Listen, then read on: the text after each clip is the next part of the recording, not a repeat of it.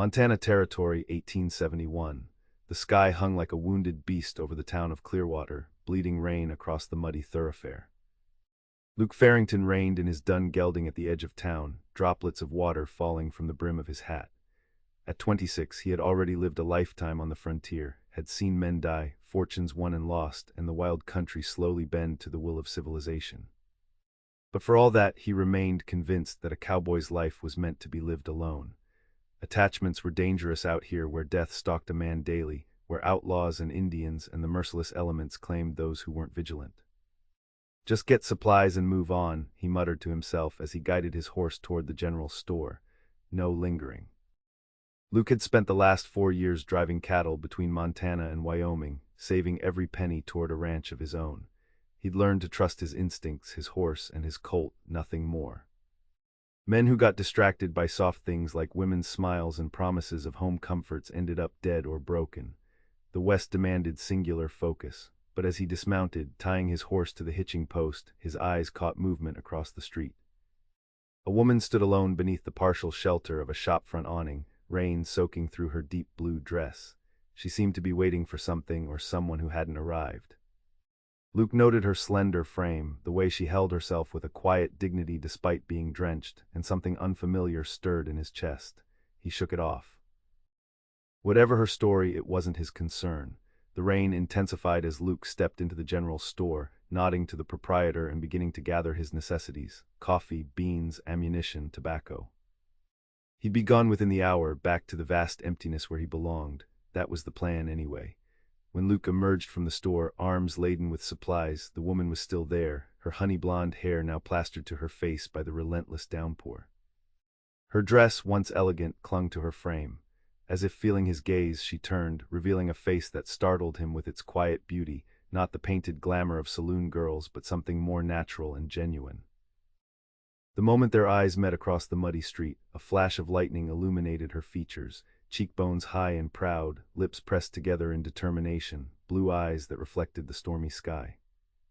She couldn't have been more than 22, yet there was a resolute strength in her bearing that belied her youth. Luke had every intention of loading his supplies, mounting up, and riding out. That's what he always did. That's what kept him alive. Instead, he found himself crossing the street, mud sucking at his boots with every step. "Ma'am," he said, touching the brim of his hat, "seems you're caught in a bad way. Is there somewhere I can escort you?" She studied him warily, and he couldn't blame her. A strange man approaching a lone woman on the frontier was rarely good news. But desperation sometimes outweighs caution. "I was supposed to meet the stagecoach," she said, her voice cultured but with an undercurrent of worry. "It was to take me to my uncle's ranch near Whitefish. The station master says it won't arrive until tomorrow now, on account of a washout." She glanced toward the hotel across the street, then back at Luke. "I spent my last dollars on this dress for traveling. I have nowhere to stay."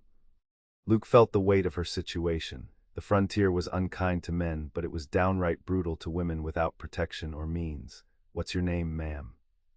"Lillian Westbrook," she replied, lifting her chin slightly as she said it.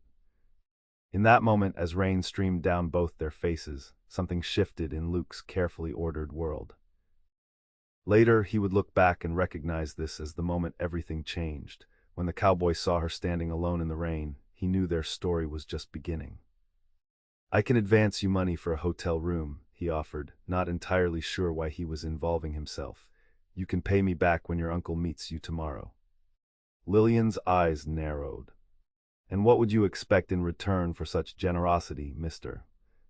Farrington?" "Luke Farrington, and nothing, ma'am. Just your word you'll repay when you can." The skepticism in her eyes spoke volumes about what experiences had taught her about men's generosity. Luke found himself unexpectedly bothered by what that implied. "I've been saving for my own ranch," he found himself saying. "Few more dollars won't make a difference. Besides, my mother would haunt me from the grave if I left a lady stranded in weather like this." Something in his earnest delivery must have convinced her, because Lillian nodded once, decisively. "Very well, Mr. Farrington. I accept your help, and I give you my word I'll repay you promptly." What Luke couldn't have known as he escorted Lillian across to the hotel was that the stage wouldn't arrive the next day either. Or that her uncle's ranch had been sold months ago to cover gambling debts. or that helping this stranger would draw him into a web of danger that would test every conviction he held about living unattached in the West. And he certainly couldn't have known that Lillian Westbrook carried secrets that would upend not just his life, but the entire future of Clearwater. The next morning dawned clear and bright, the kind of deceptive calm that follows a violent storm. Luke had spent an uncomfortable night in the livery stable, his bedroll spread over straw that poked through despite his best efforts. He'd given Lillian enough money for a room at the hotel and breakfast this morning, arranging to meet her at the stagecoach office at 9. But when he arrived, dusty and stiff from his makeshift bed, the station master was nailing up a notice. "Stage ain't coming today either," the grizzled man announced without looking at Luke. "Bridge at Carson Creek got washed away completely. Be 3-4 days minimum." Luke cursed under his breath. He'd planned to be well on his way to the Cattle Drive meeting point by now. Waiting around town for days would put him dangerously behind schedule. "Any word from the Westbrook ranch?" he asked, remembering Lillian's uncle. The station master paused his hammering and gave Luke an odd look. "Westbrook Place. Been sold to the Millers last fall. Old man Westbrook lit out for California after losing most everything at the tables in Helena." A cold sensation settled in Luke's stomach. He turned to find Lillian standing behind him, having approached quietly enough that he hadn't heard her. The color had drained from her face. "Is that true?" Luke asked her quietly. Lillian's composure was remarkable, though her hands trembled slightly as they clutched a small valise. "I received a letter," she said, voice steady despite her evident distress, "from my uncle. He invited me to come live with him after my parents died in the influenza outbreak back east. I spent nearly everything I had on the journey here." "When did you get this letter?" Luke pressed, suspicion growing. 3 months ago. It would have taken him time to write after. She trailed off, the implications settling over her. "I have nowhere to go." Luke should have walked away. Every instinct honed by years on the frontier told him to cut ties with this complication. A woman stranded without family or funds wasn't his responsibility. The West was littered with sad stories. He couldn't save everyone who made poor decisions or encountered bad luck. But something in the dignified way Lillian held herself, refusing to collapse under this devastating news, reached past his defenses. "I need to join a cattle drive heading to Cheyenne," he said, the words coming before he'd fully thought them through. "They'll need a cook's assistant. It's hard work, but it pays. I could put in a word for you with the trail boss." Lillian's eyes widened. "A cattle drive with all men, that's hardly proper." Luke almost laughed. "Ma'am, propriety is a luxury out here. It's work or starve." She considered this, head tilted slightly. "I've never cooked for more than my family." "Can you make coffee that don't taste like mud, beans that won't poison a man, biscuits that won't break teeth?" When she nodded cautiously, he continued, "Then you're already better than half the trail cooks I've known." Hope flickered in her eyes, quickly replaced by practicality. "What would I need?" "Trousers, for one thing. That dress won't last 2 days on the trail." He gestured toward the general store. "I know the owner's wife. She might have something that would fit you." Lillian straightened her shoulders, resolution settling over her features. "Very well, Mr. Farrington. It seems I have little choice but to accept your assistance once more, but I assure you, I intend to repay every kindness." "Luke," he corrected her. "If we're riding trail together, might as well use my given name." "Luke," she repeated, the words somehow sounding different on her lips, "and you must call me Lillian." As they walked toward the store, Luke wondered what he'd gotten himself into. Bringing a city-bred woman on a cattle drive was asking for trouble. The men would be suspicious, the work would be brutal for someone unaccustomed to frontier hardships, and having her nearby would be a constant distraction he couldn't afford. Yet despite these rational objections, he couldn't bring himself to abandon her. Perhaps it was the way she faced her circumstances head-on, or maybe it was something else entirely, something he wasn't ready to name. Either way, as they stepped into the store, Luke Farrington knew, with unsettling certainty, that his carefully isolated existence had just been irrevocably disrupted. Trail boss Marcus Holden was not pleased with Luke's proposal. "A woman," he growled, tobacco juice staining his gray beard. "On my drive, you gone soft in the head, Farrington." They stood at the outskirts of the cowboy camp, 2 miles outside Clearwater, where 30 cowboys were preparing to move 3,000 head of cattle south to Wyoming and eventually Cheyenne. The air smelled of dust, cattle, and coffee. Cookie needs help, Luke argued. Johnson broke his arm last week. Miss Westbrook can cook, and she needs the work. Holden eyed Lillian, who stood a respectful distance away. She'd traded her sodden blue dress for a practical outfit from Mrs. Peterson at the general store, men's trousers modified to fit her slender frame, a simple shirt, and a worn denim jacket. Her honey-blonde hair was braided and tucked beneath a wide-brimmed hat. Despite the masculine clothing, there was no disguising her femininity. "She'll be nothing but trouble," Holden muttered, men fighting over her, getting distracted. "She'll be under my protection," Luke said firmly. "Anyone bothers her answers to me." This declaration surprised Luke as much as it did Holden. He'd never voluntarily taken responsibility for another person before. Holden chewed his mustache thoughtfully. "You vouching for her means you're responsible if she can't handle the work. First sign of trouble, you both go. My herd gets to market on time, with or without you. Understood?" "Understood." Holden nodded curtly. $3 a week, same as we'd pay any cook's helper. She messes up, it comes from your wages. It was more than fair, considering the risk Holden was taking. Luke called Lillian over and explained the arrangement. "Thank you," she said to Holden, looking him directly in the eye with a confidence that seemed to surprise the trail boss. "I won't let you down." "See that you don't," Holden grunted before stalking off to berate a young cowhand who was incorrectly securing a pack horse. "He doesn't believe I can do this," Lillian observed quietly. "Neither do I," Luke admitted, "but I believe you'll try harder than most men would." Her smile in response was small but genuine. "That may be the most honest compliment I've ever received." The cattle drive departed at dawn the next day, dust rising in great clouds as 3,000 cattle began their slow journey south. Lillian was assigned to help Silas, the aging trail cook, who regarded her with undisguised skepticism as she climbed onto the chuck wagon. "Just stay out of my way and do exactly as I tell you," the grizzled cook growled. Luke rode alongside the wagon for the first mile, offering occasional advice about handling the canvas-topped vehicle. "Watch for divots and rocks," he cautioned. "This thing'll overturn if you're not careful." "I've driven carriages before," Lillian replied, her grip on the reins steady despite her obvious tension. "This ain't no carriage," Silas muttered from beside her. Luke tipped his hat. "I'll be working the flank if you need anything." "I won't," she interrupted, her blue eyes flashing with determination. "You've done more than enough, Mr. Farrington. I intend to earn my place here." The formality stung, but Luke respected her desire to stand on her own. With a nod, he wheeled his horse away, riding toward his position on the drive. Throughout that first day, Luke found his attention repeatedly drawn to the chuck wagon, watching as Lillian struggled to adapt to the jarring ride while helping Silas prepare a midday meal of beans and hardtack.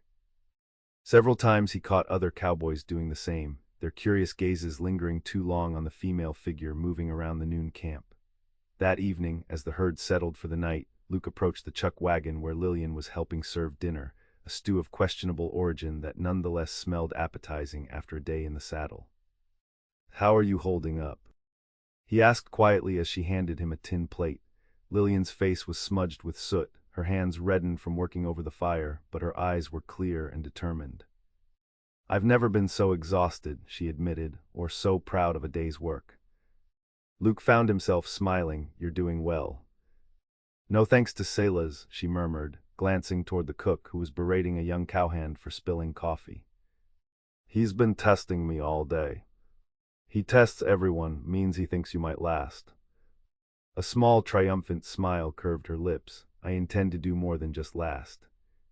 As the days stretched into weeks, Lillian proved those words true. She rose before dawn each morning, helped Silas prepare breakfast for 30 hungry men, packed the wagon, drove it to the next campsite, and began the process again for lunch and dinner. The work was backbreaking, the conditions harsh, but she never complained. Gradually, the cowboy's suspicion turned to grudging acceptance, then to respect.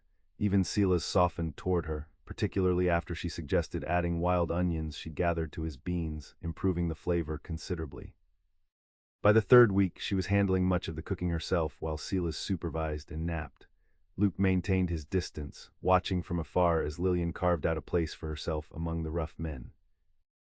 She developed calluses on her once smooth hands, her face had tanned beneath her hat, and she moved with the easy confidence of someone who had found her strength. The transformation fascinated him. One night as the drive camped along the Yellowstone River, Luke found Lillian alone by the water's edge, washing dishes in the moonlight. "Shouldn't be out here alone," he said, approaching slowly to avoid startling her. "Never know what's prowling." She glanced up, moonlight silvering her features. "I needed a moment of quiet, the men's snoring is deafening." Luke chuckled, settling on a rock nearby. "You'll get used to it." "I already have," she replied, resuming her scrubbing, along with the smell of cattle, sleeping on the ground and eating the same food day after day. "You're tougher than you look, Lillian Westbrook." She paused, looking at him thoughtfully. "I had to be. After my parents died, there was no one to rely on but myself." "What about your uncle? Before you learned he'd left, I mean." A shadow crossed her face. "Uncle William and my father were never close. His letter inviting me to Montana was unexpected, but it offered hope when I had none. The family home was sold to pay debts. I was facing life as a governess or companion."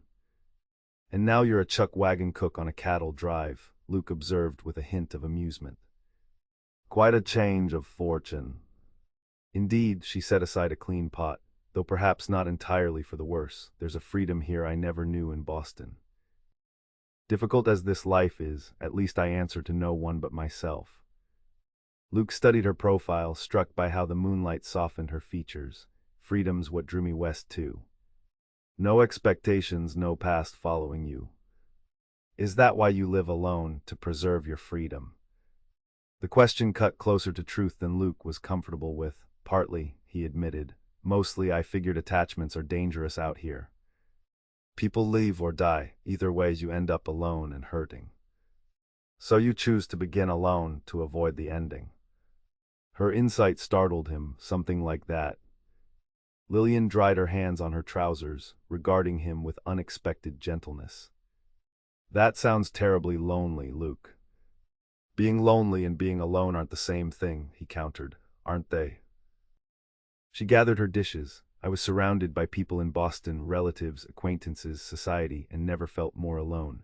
Out here, working alongside men who barely speak to me beyond asking for more coffee, I feel." She paused, searching for words. "Connected, part of something." Before Luke could respond, a twig snapped nearby. He was on his feet instantly, hand dropping to his revolver. "Just me, Farrington," came Holden's gruff voice as the trail boss emerged from the shadows. "Miss Westbrook, you're needed back at camp. Sila's is planning tomorrow's supplies." Lillian nodded, gathering her things quickly. As she passed Luke, she paused briefly. "Thank you for the conversation. It's nice to be seen as more than just the cook's helper sometimes." After she'd gone, Holden fixed Luke with a hard stare. "Getting awful friendly with our cook." "Just talking," Luke replied defensively.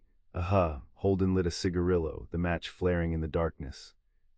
"Whatever you're thinking, boy, think again. Women like her don't belong out here, and they sure as hell don't end up with cowboys." "I'm not thinking anything," Luke insisted. Holden exhaled a cloud of smoke. "Good, keep it that way. Got 3 weeks left to Cheyenne, don't need complications." As the older man walked away, Luke remained by the river, Lillian's words echoing in his mind.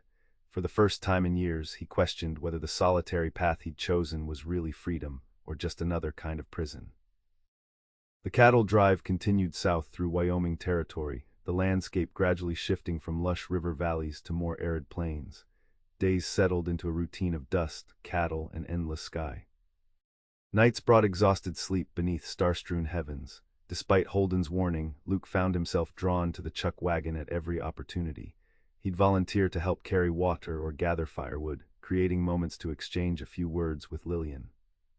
Their conversations were brief but increasingly meaningful, covering everything from books they'd read to dreams they harbored.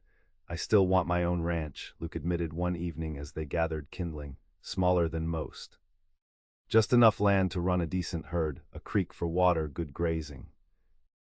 "It sounds wonderful," Lillian said, her arms full of dry branches, "a place that's truly yours. What about you after the drive ends?" She hesitated. "I haven't thought that far ahead. Find work in Cheyenne, perhaps."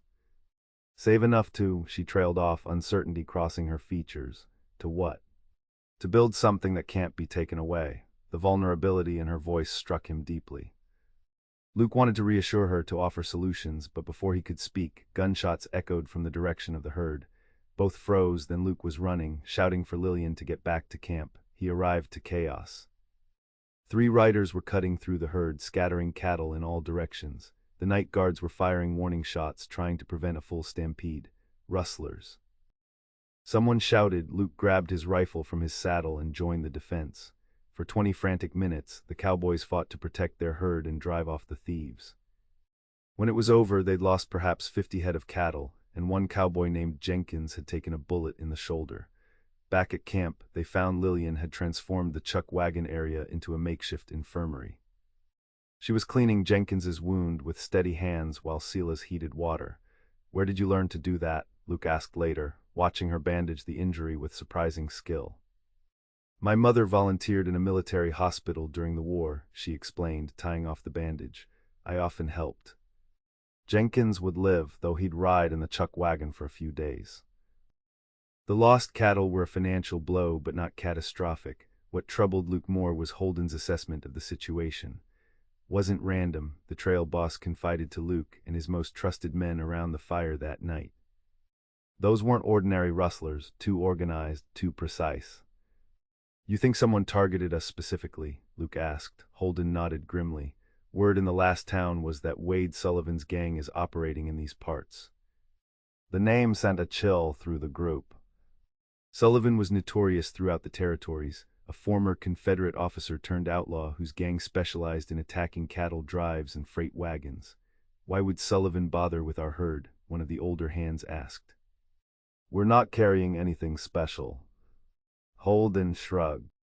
"Maybe we're just convenient, or maybe someone's got a grudge. Either way, we double the night guard until we reach Cheyenne."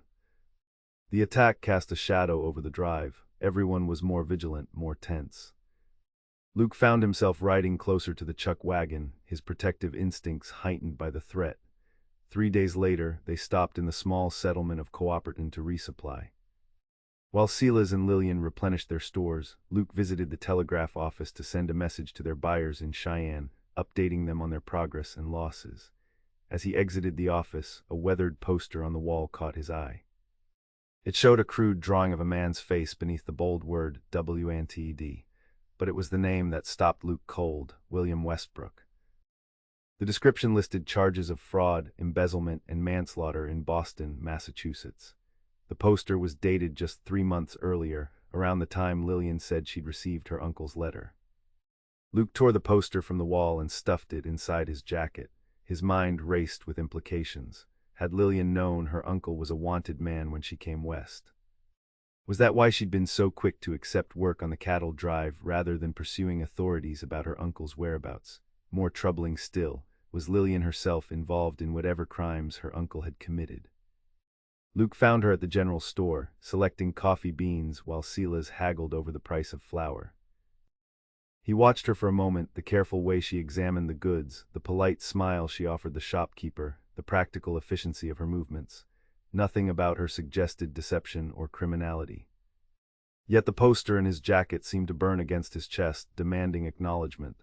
"Lillian," he said quietly, approaching her, "we need to talk." She looked up, concern immediately crossing her features. "What's wrong?" "Not here. Outside." Once they were alone behind the store, Luke produced the wanted poster. "Is this your uncle?" Lillian took the paper, her face draining of color as she read it. "Yes," she whispered, "but I don't understand. Manslaughter." "William was a banker, not a killer." "Did you know he was wanted when you came west?" Her head snapped up, blue eyes flashing with hurt and anger. "Of course not. Do you think I would have come looking for him if I'd known this?" "I don't know what to think," Luke admitted. "You receive a letter from an uncle you're not close with, travel across the country to find him, and now I discover he's running from the law. It raises questions." "Questions about me," her voice was flat. "You think I'm involved in whatever he's done." "I didn't say that."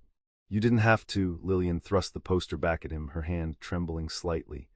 "I had no idea about any of this, Luke. My parents died. I had nowhere to go." William's letter offered safety and family when I desperately needed both. The raw pain in her voice convinced Luke more than any protestation of innocence could have. This was not a woman concealing criminal involvement. This was someone betrayed by the one person she'd thought she could trust. "I believe you," he said softly. "Do you?" Her eyes searched his face. "Or are you just saying that because you feel responsible for bringing me on this drive?" "I believe you," Luke repeated, more firmly this time. "But this complicates things, if your uncle is wanted and if people know you're his niece." "I could be in danger," Lillian finished for him, "or I could bring danger to the drive." Luke nodded grimly. "We need to tell Holden." "Will he send me away?" Fear crept into her voice. "Not if I have anything to say about it," Luke promised, surprising himself with his vehemence. "Besides, you're safer with 30 armed cowboys than alone in some town." As they walked back toward the store, Lillian suddenly stopped. "Luke, what if those rustlers weren't random? What if they're connected to William somehow?" The thought had already occurred to Luke, but hearing her voice, it made the possibility more concrete. "All the more reason to stay close to the herd," he said. "Come on, Holden needs to know what we're potentially dealing with." Holden took the news better than Luke expected, though his weathered face grew harder as he examined the wanted poster. "Doesn't change anything immediate," he decided. "We still need to get these cattle to Cheyenne. But we'll be extra cautious." He fixed Lillian with a penetrating stare. "Anything else about your uncle I should know, Miss Westbrook? Any other surprises waiting for us down the trail?" Lillian shook her head. "I know very little about him, I'm afraid. He and my father had a falling out years ago. The letter inviting me to his ranch was unexpected." "Do you still have this letter?" Luke asked. "Yes. It's with my things in the wagon." The letter, when produced, was brief and formal, an invitation from William Westbrook to his niece, offering her a home at his ranch near Whitefish following her parents' passing. The stationery was high quality, the handwriting elegant. "Doesn't tell us much," Holden grunted, "except that he knew her parents had died," Luke pointed out. "How would he have known that if he was already on the run?"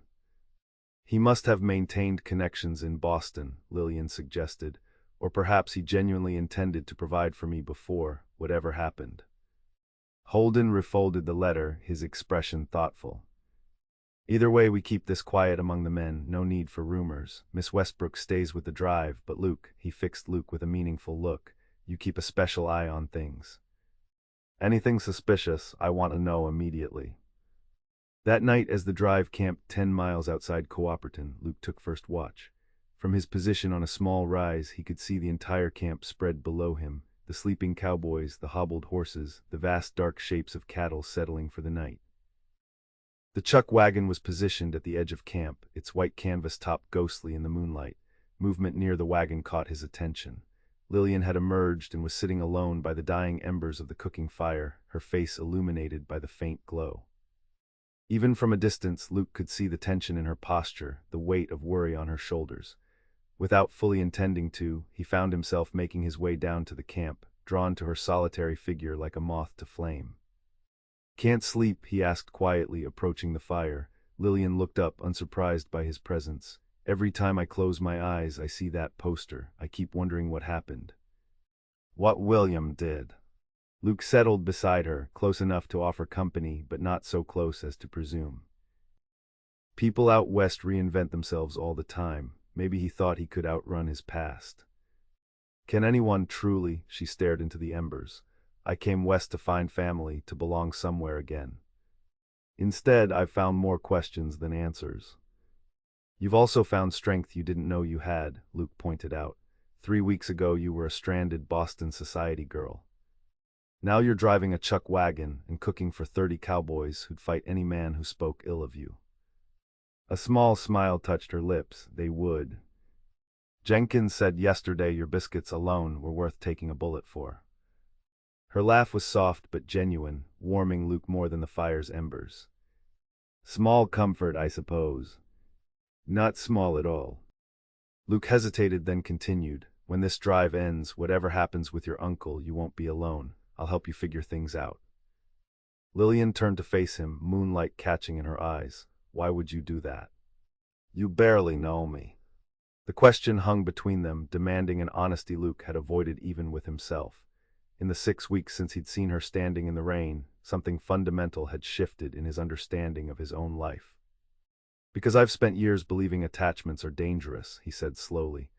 "That caring about people only leads to pain when they leave or die. But watching you these past weeks, your courage, your determination to build something from nothing, it's made me question everything I thought I knew." The vulnerability of the admission left him feeling exposed, but Lillian's response was to move slightly closer, her hand finding his on the log where they sat. "I've been so focused on finding family," she said softly, "on recreating what I lost, that I never considered I might find something different but equally valuable." The moment stretched between them, fragile and precious. Luke was acutely aware of the warmth of her hand on his, the sound of her breathing, the scent of pine smoke in her hair. A shot rang out in the darkness, shattering the moment. Both leapt to their feet as shouts erupted across the camp. Cowboys emerged from their bedrolls, grabbing weapons. More gunfire followed, 3 shots in rapid succession. "Get in the wagon," Luke ordered, drawing his revolver. "Stay there until I come for you." Lillian hesitated only briefly before complying, disappearing into the canvas shelter as chaos erupted around the camp. The attack was more coordinated than the previous one. 8 riders had surrounded the camp, firing indiscriminately while others attempted to scatter the cattle. The cowboys rallied quickly, returning fire from whatever cover they could find. Luke worked his way toward Holden, who was organizing a defense from behind an overturned water barrel. "Sullivan?" Luke asked, ducking as a bullet splintered wood nearby. "Has to be," Holden confirmed grimly. "Too organized for ordinary bandits." For 20 terrifying minutes, the gunfight continued. 2 cowboys fell wounded, and one of the attackers was hit from his horse. Finally, realizing they couldn't break through the defense, the raiders withdrew into the darkness, taking perhaps 100 cattle with them. As the gunfire faded, Luke's first thought was for Lillian. He raced back to the chuck wagon, heart pounding with dread. "Lillian," he called, approaching cautiously. No answer came from the wagon. Luke tore back the canvas flap to find the interior empty. Lillian was gone. The discovery sent ice through his veins. Had she fled in terror, been captured? His eyes caught on something white against the dark wooden floor, a piece of paper torn from a notebook. In hastily scrawled letters were the words, "They have my uncle. They're taking me to him. Don't follow or they'll kill us both." Well, Luke stared at the note in disbelief, then anger, then determination. Lillian had been taken, likely by Sullivan's men, and somehow her missing uncle was involved. He burst from the wagon, note clutched in his hand, to find Holden and several cowboys approaching. "She's gone," Luke said, holding out the note. "They took her." Holden read it quickly, his face hardening. "Sullivan has her uncle, using him to get to her and her to get to our cattle." He looked up at Luke, expression grim. This was never about rustling, it was about her all along. "We have to go after them," Luke insisted, already moving toward the horses. Holden caught his arm. "Think, boy, we have a herd to protect, wounded men to tend. We can't abandon everything for one woman." "Then I'll go alone." "And do what? Take on Sullivan's entire gang by yourself? That's suicide, and it won't help Miss Westbrook." Luke wrenched his arm free, fury and fear churning inside him. "I'm not leaving her with those men. I brought her into this. I'm responsible." Holden studied him for a long moment, then sighed heavily. "Take Miller and Dawson, they're our best trackers, but Luke," his voice became steel, "you have until sundown tomorrow. If you haven't found her by then, you rejoin the drive or consider yourself no longer employed." It was more than Luke had hoped for. "Thank you." "Don't thank me yet," Holden warned. "Sullivan's men are killers. If they're holding her uncle as leverage, they clearly want something. Find out what before you go charging in." As Luke prepared to depart with the 2 seasoned cowboys, he fought to control the fear threatening to overwhelm his judgment. The woman who had walked into his life standing alone in the rain was now in terrible danger, and despite every instinct that had kept him alive on the frontier, despite every conviction about remaining unattached and uninvolved, Luke Farrington knew he would risk everything to bring her back safely. Because somewhere between Clearwater and this desolate camp, Lillian Westbrook had become more important to him than his own survival. Dawn found Luke, Miller, and Dawson following a clear trail northwest, away from the drive's path to Cheyenne. The raiders had made no attempt to hide their tracks, 8 horses, one carrying double weight that could only be Lillian. They're headed for the Broken Skull Mountains, Dawson observed, pointing toward the jagged peaks visible on the horizon. Nasty country up there, plenty of places to hide. Sullivan's supposed to have a hideout in those hills, Miller added, adjusting his rifle across his saddle. Old mining camp, according to rumors. Luke nodded grimly, eyes never leaving the trail. His mind was consumed with images of Lillian, her determination as she learned to cook over an open fire, her quiet strength when facing setbacks, the vulnerability in her eyes as they'd sat by the embers last night. The thought of her in Sullivan's hands made his blood run cold. By midday, they'd entered the foothills, the trail growing steeper and more difficult to follow.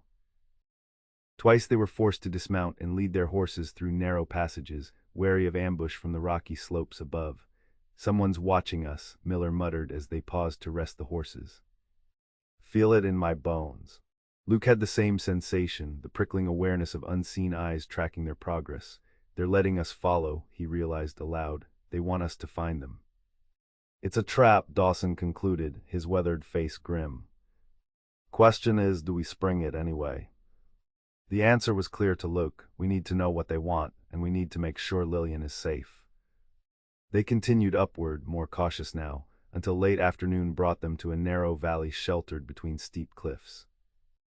At the far end stood the remains of a mining operation, weathered wooden structures, a collapsing ore chute, and several cabin-like buildings.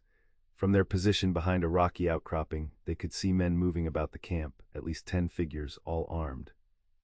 A larger cabin in the center appeared to be the main building, smoke rising from its chimney. "That's where they'll be keeping her," Luke murmured, "and probably her uncle too, if he's really here." "Too many of them to fight," Miller observed quietly. "Not if we wait until dark," Dawson suggested. "Could pick off a few from the ridgeline, cause confusion, then go in for the girl." Luke shook his head. "Too risky for Lillian, we need to know more first." He studied the camp layout, noting the positions of guards and potential approaches. "I'm going to try to get closer, see if I can spot her." "That's suicide in daylight," Miller protested. "Not if I come in looking like I want to talk," Luke replied, a plan forming in his mind.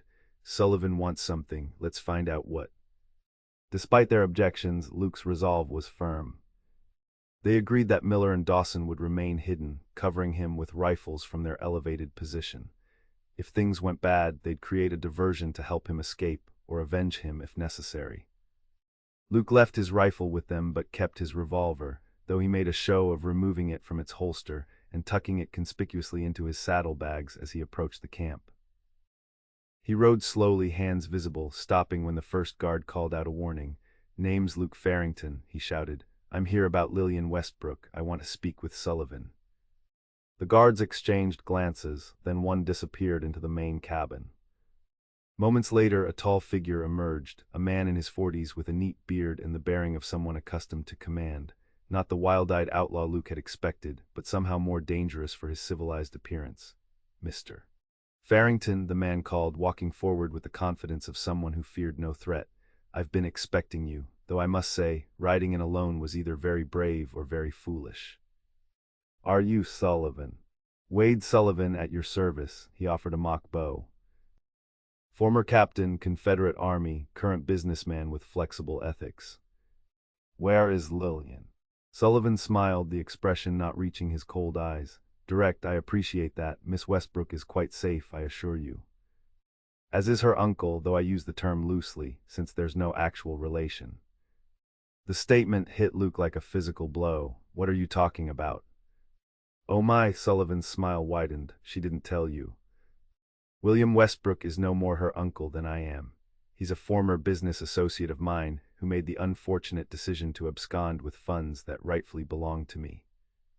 Miss Westbrook is simply leverage to ensure his cooperation." Luke fought to keep his expression neutral, despite the confusion and betrayal churning inside him.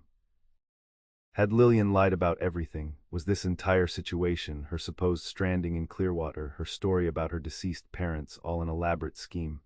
"I don't believe you," Luke said finally. "Let me see her." Sullivan considered this, then nodded. "Why not? It might be illuminating for both of you." He turned to one of his men. "Bring Miss Westbrook, and our friend Westbrook as well. Let's clear the air, shall we?" Luke dismounted but remained alert as they waited. Minutes later, Lillian emerged from the cabin, escorted by an armed guard. She looked disheveled but unharmed, her eyes widening in alarm when she saw Luke. "You shouldn't have come," she called, voice tight with fear. "I warned you not to follow." Behind her came a thin man with graying hair and an expensive but dirty suit, presumably William Westbrook. His face was bruised, suggesting rough treatment. "Now then," Sullivan said pleasantly, "let's discuss our situation like civilized people. Mr. Westbrook here embezzled $50,000 from a business venture we shared in San Francisco. I've spent 6 months tracking him across 3 territories." "I don't care about your business dealings," Luke interrupted. "I'm here for Lillian." "Ah, but that's where things get interesting." Sullivan turned to Lillian. "Would you like to explain your relationship to Mr. Westbrook, my dear, or shall I?"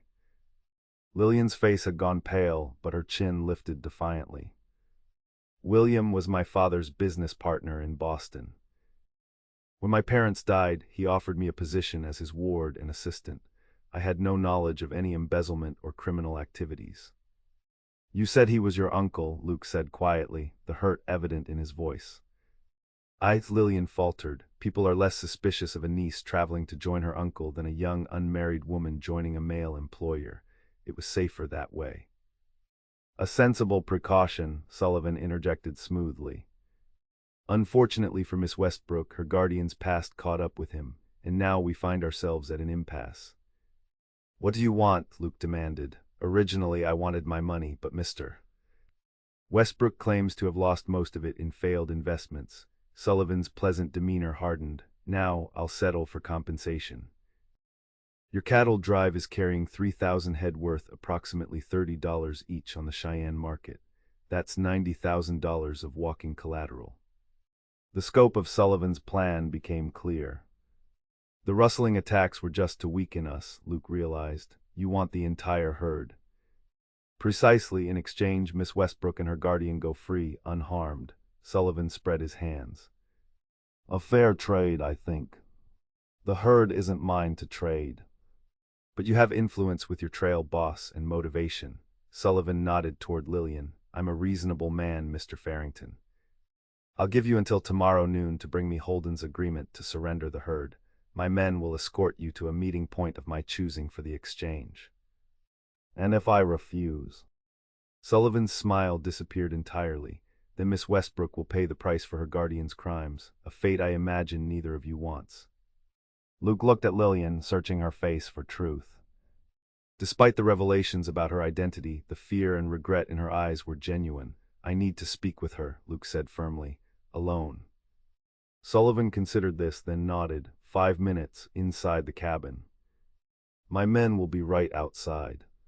The interior of the cabin was sparse but relatively clean. A table, several chairs, a wood stove in one corner. As soon as the door closed behind them, Lillian turned to Luke, words tumbling out in a desperate rush. "I'm so sorry. I never meant for any of this to happen. I didn't know about William's dealings with Sullivan, I swear it." "But you lied about who he was," Luke said, struggling to reconcile the woman he'd come to care for with these new revelations. "What else was a lie? Your parents, Boston." "My parents truly did die in the influenza epidemic," Lillian replied, her voice breaking. "William had been my father's business partner for years. When I was left alone, he offered me a position and a home. He said Montana would be a fresh start for both of us." She looked down at her hands.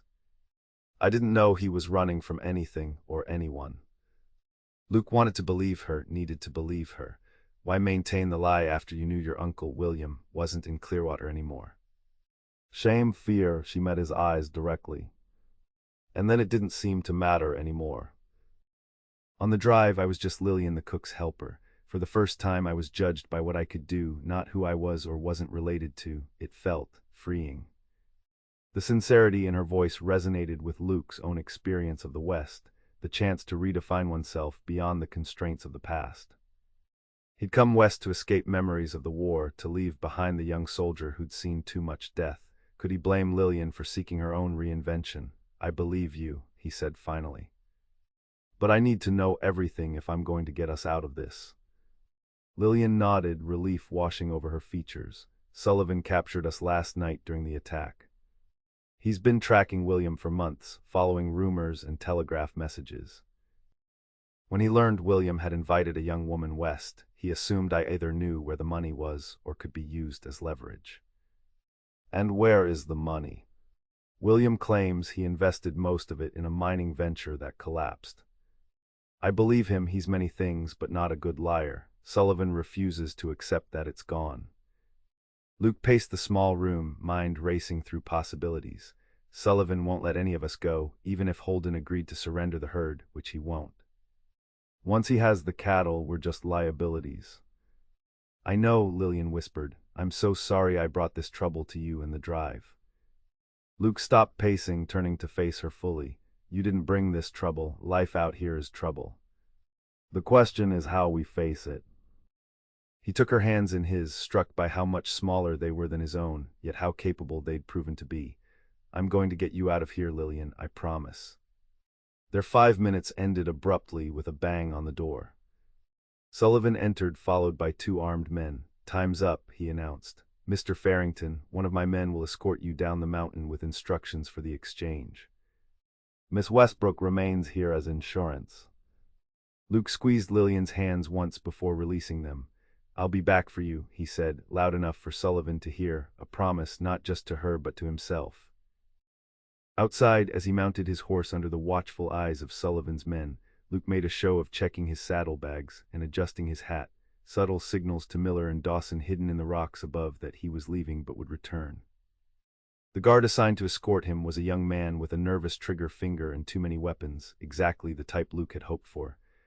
As they rode down the mountain, Luke carefully formulated his plan, knowing that Lillian's life and his own future depended on its success. The forest shadows lengthened as Luke and his escort descended the mountain trail. They had traveled perhaps 3 miles when Luke made his move, complaining of saddle sores and dismounting to adjust his equipment. The moment the young outlaw's attention wavered, Luke struck, disarming him with practiced efficiency. Make a sound and you're dead, Luke warned, pressing the man's own revolver to his head. After binding and gagging the guard, Luke left him secured to a tree well off the trail. He wouldn't be found for hours, time enough for what needed to be done. By dusk, Luke had rejoined Miller and Dawson at their hiding place overlooking Sullivan's camp. He quickly outlined what he'd learned and what he proposed to do. That's insane, Miller hissed. The 3 of us against Sullivan's entire gang. Not head-on, Luke clarified. We create a diversion, enough confusion to get Lillian out. Then we run like hell. And her so-called uncle, Dawson asked. Luke's expression hardened. If we can get him too, fine, but Lillian's the priority. They spent the next hour observing the camp, noting guard rotations and patterns. As darkness fell completely, Sullivan's men built a large fire in the center of the camp, several passing around bottles of whiskey. The guards grew more relaxed, their attention focused inward rather than on the surrounding darkness. Now, Luke whispered, their plan was simple but risky. Miller and Dawson would create a diversion on the far side of the camp, a small controlled fire in the underbrush, and several strategically placed shots to draw attention. Meanwhile, Luke would approach from the opposite direction, using the confusion to reach the main cabin and extract Lillian. The first explosion, Miller's dynamite from their saddlebags placed in an abandoned mine shaft, rocked the camp at precisely 10 o'clock. The second followed 30 seconds later, accompanied by rifle fire from Dawson's position on the ridge. Sullivan's men reacted predictably, most rushing toward the perceived attack. Luke used the chaos to slip through the shadows to the main cabin, knife in one hand, revolver in the other. The door was guarded by a single man who fell silently to Luke's well-placed blow. Inside, he found Lillian and William Westbrook bound to chairs, a lone guard standing over them with a shotgun. The man turned at Luke's entrance, raising his weapon, but Luke was faster. His revolver cracked once, the sound masked by the ongoing commotion outside. The guard crumpled. Luke, Lillian cried as he cut her bonds. I knew you'd come back. Always, he replied, helping her to her feet before turning to free Westbrook. Can you walk? The older man nodded weakly. I think so. Then we need to move. No. Outside, the diversion was working perfectly, or too perfectly. The dry underbrush had caught fire, spreading rapidly through the camp. Men shouted orders, some fighting the flames, while others continued to search for the phantom attackers. This way, Luke urged, leading Lillian and Westbrook toward the darkness beyond the buildings. They had almost reached the perimeter when a figure stepped from the shadows, Sullivan, his face illuminated by the growing fire. "Did you really think I'd fall for such an obvious distraction?" he asked, leveling a revolver at them. Luke pushed Lillian behind him, facing Sullivan squarely. "Let her go. Your quarrel is with Westbrook, not her." "My quarrel," Sullivan replied coldly, "is with anyone who takes what's mine. The girl is leverage, and you, Cowboy, are expendable." He raised his weapon, but before he could fire, Westbrook lunged forward with unexpected strength, throwing himself at Sullivan. The two men grappled, Sullivan's gun firing harmlessly into the air. "Run," Westbrook shouted. "Get her out of here." Luke hesitated only a moment before grabbing Lillian's hand and pulling her toward the darkness. Behind them, a second shot rang out, followed by a terrible silence. They ran blindly at first, guided only by the need to put distance between themselves and the camp. The fire was spreading quickly now, illuminating the night sky with an orange glow. Luke led Lillian to where their horses waited, hidden in a stand of pines. "William," Lillian gasped as Luke helped her mount, "we can't just leave him." "He made his choice," Luke said grimly, swinging into his saddle. "He gave us a chance to escape. We need to take it." They rode hard through the darkness, following the rough trail down the mountain. Behind them, shouts and occasional gunfire indicated pursuit, but the spreading fire was likely occupying most of Sullivan's men. Dawn found them miles away, their horses exhausted, having met up with Miller and Dawson at a predetermined rendezvous point. They paused briefly at a creek to rest the animals and assess their situation. "Sullivan will come after us," Dawson warned, keeping watch while the others drank from the creek. "A man like that doesn't let go easily." "He'll have to find us first," Luke replied, "and we have a head start." Lillian had been quiet since their escape, her face pale with fatigue and grief. Now she looked up at Luke, her blue eyes troubled. "William sacrificed himself for us. After everything, he tried to make amends." Luke nodded solemnly. "Some men find their courage at the end." "What now?" she asked softly. It was the question Luke had been asking himself through the long night ride. His answer surprised even him with its certainty. "We rejoin the drive," he said. "Holden's a fair man. Once he knows the full story, he'll understand why we had to do what we did. And Sullivan. We'll deal with that when it comes, but we're stronger together with the drive than running alone." By midday they had caught up with the cattle drive, finding it 3 miles south of where they'd left it. Holden listened to their story in grim silence, his weathered face revealing little. "So Sullivan's still out there," he concluded when they'd finished, "likely even more determined now that you've escaped and his camp is burned." "Yes," Luke admitted. "But he's also weakened. The fire destroyed much of his supplies, and he lost men in the confusion." Holden considered this, chewing thoughtfully on a piece of jerky. 2 weeks to Cheyenne," he said finally. "We double the guards, keep moving at full pace, and hope we reach civilization before Sullivan regroups." He turned to Lillian. "As for you, Miss Westbrook, or whatever your name truly is." "It is Westbrook," she interrupted firmly. That much was never a lie. Holden studied her for a moment, then nodded. "You've proven your worth to this drive. Your position is secure if you want it." Relief washed over her features. "Thank you, Mr. Holden." As the drive resumed its southern journey, Luke and Lillian found themselves walking together behind the chuck wagon, the privacy of conversation covered by the rumbling of wheels and the lowing of cattle. "I should have told you the truth from the beginning," Lillian said, her eyes on the dusty trail, "about William not being my uncle." "About everything."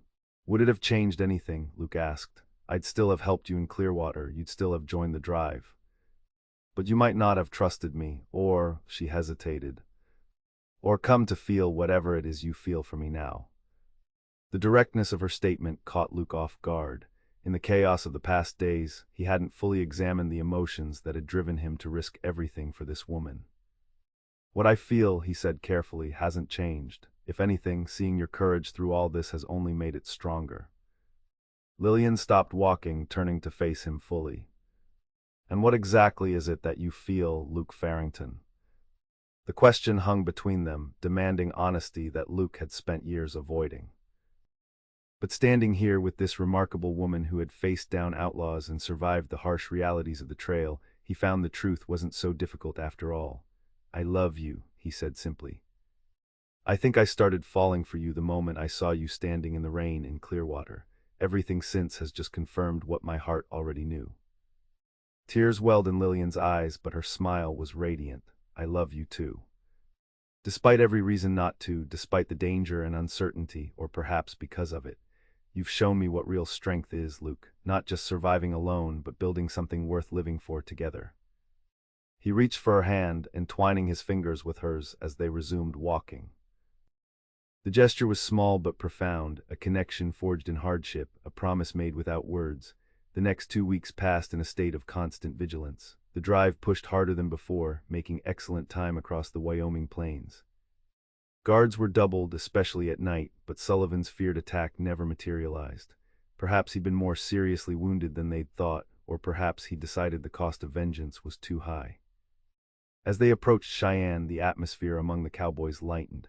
They'd survived the trail's hardships, delivered most of their herd intact, and would soon enjoy the pleasures of civilization, such as they were on the frontier. For Luke and Lillian, the journey's end brought both relief and uncertainty. Their feelings for each other had deepened with each passing day, but the practical question of what came next remained unanswered until the night before they would reach Cheyenne. They sat together by the cook fire after the evening meal, the familiar routine of washing dishes providing cover for private conversation. "I've been thinking about what happens tomorrow," Luke said, helping her dry a large cast iron pot. "So have I," Lillian admitted. "Holden says I'll receive my full wages, which will be enough to secure lodging in Cheyenne while I look for work." Luke set down the pot, turning to face her directly. "Is that what you want?" "To stay in Cheyenne." She met his gaze steadily. "What I want is a place to belong. For so long I thought that meant finding family, recreating what I'd lost. But now I understand that belonging isn't about blood relations or geography. It's about who stands beside you through the worst storms." Her words resonated deeply with Luke, articulating the transformation in his own understanding. The false belief that had guided him for years, that attachments only led to pain, had been thoroughly disproven by this woman who had shown him that true strength came from connection, not isolation. "I still want my ranch," he said, taking her hands in his. "That dream hasn't changed, but what has changed is that I can't imagine building it alone anymore. I want to build it with you, Lillian Westbrook. If you'll have me." Joy bloomed across her features. "Are you asking what I think you're asking, Luke Farrington?" He smiled, suddenly certain of this course as he'd never been of anything before. "I'm asking if you'll marry me, be my partner in everything, not just a ranch, but a life. Face whatever comes, good or bad, together."